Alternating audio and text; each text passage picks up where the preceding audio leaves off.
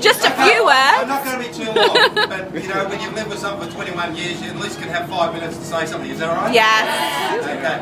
First of all, I want to thank you for coming today. Without you being here, we'd be lonely. And, so we trust you enjoyed the cruise and the food and the cake. There is a story about this cake. I won't tell you that today, but if you wanted to know, we're probably right about it, because it was quite an event getting this cake in its present shape to you. I can only say one thing. This cake, when we first saw it this morning, did not have one Malteser on it, and there was no sign of any raspberries. So under that is a wonderful thing to eat. But it was not a joyous thing to see.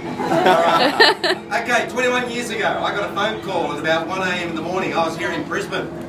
My wife was in Newcastle. And she said, "I'm having a baby!" Chantelle decided to turn up a week in advance. I was very spiritual back then, and I said to my wife, "Well, pray to stop." She laughed, sort of.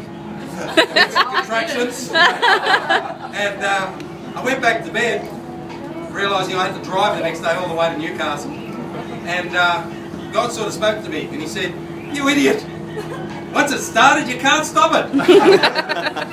So I said, "I'll take back that prayer." And so I was very fortunate to arrive late to meet this young girl, because she arrived just before 6 a.m. in the morning. And I saw her that night, and it was a real joy. And my wife Shelley had to get an ambulance to the hospital because there was no one else there to get her there. So how about giving her a clap? There are a few events that have occurred throughout Chantelle's life, and we've shared some of these stories before, so I can take the liberty of just sharing a couple of these things.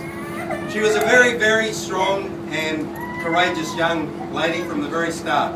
A very strong spirit, different to my other two children, who are strong in their own way, but in a different way. Just like my granddaughter.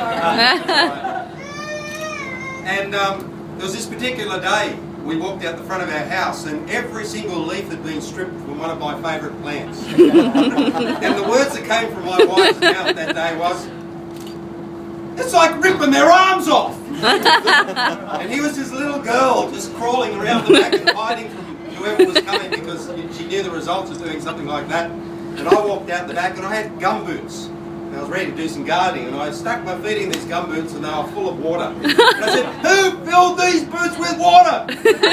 Chantelle was not to be found. So we had a few adventures along the way of Chantelle doing these interesting things. There came a point where she wanted a pair of rollerblades. She was about 9 at that time. She said, "Dad, I want a pair of rollerblades." Excuse me. And I learned to deal with Chantelle in a particular way. It was, some would say it's a little bit rough, a little bit strong, but God had laid on my heart long before that was the way that I was to train Chantelle up, to be a little bit tougher than I had been on my other children. And I said to this 9-year-old, "Start your own business." She did.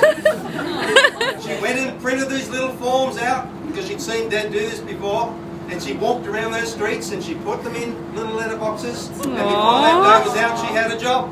That's so cute. She had a business, a real business, and she ran that business walking a little dog for the next 5 years, until she started to learn how to become a hairdresser. Wow. But you know, when you get to be a teenager and you've been walking this little flippin' white little ball of a dog for 5 years, you know, it's a bit of an inconvenience. So there was Chantelle as a teenager, to the end of the era of walking this little white tank, Sherman tank, the dog, down the street. And the poor thing just wanted to do a poop, and Chantelle wouldn't wait. So she'd just keep walking this dog, and the poop would just follow him down. She's a lady going somewhere. We ended up, through circumstances, to homeschool our children, and it was the best thing we ever did. You know, a real joy to do that for our children. And Chantelle, at the end of her homeschooling, had started to cruise a bit. You know, slack off a little bit. And so that tough dad had to rise up again, and I said, "Get a job!" She went out, got 2. And one of those was in a hairdressing salon.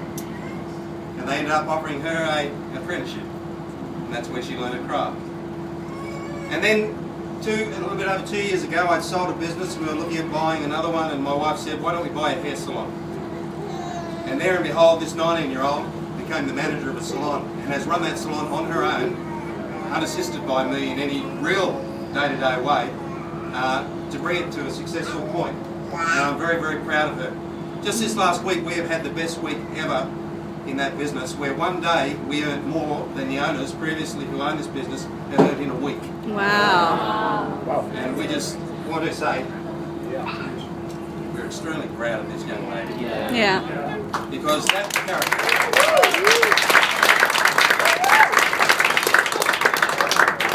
character and that strength that has been her journey from the day one, from when she poured water in those gumboots, is the very nature of where she is heading. And we're extremely proud to be able to say the last 21 years her middle name has been the very essence of our life, and that is joy. And I know she brings that joy to all her friends who are here today as well, because that's the true outline of who she is.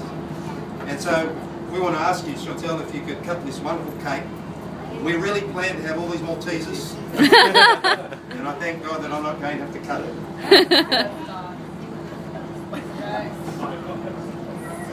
Let's share it. Yay!